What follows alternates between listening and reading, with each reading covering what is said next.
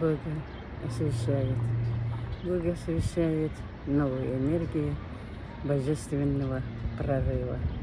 Это пророческая энергия Творца, которая создательная энергия. Я сегодняшнего дня, здесь и сейчас, активирую.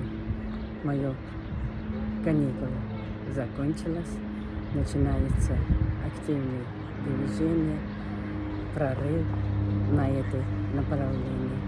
Это путь истины, это путь к свету, это путь к Создателю. Всевышний Аллах хочет, что я передал эту энергию всему миру, всему сущему. Я принимаю, благодарю.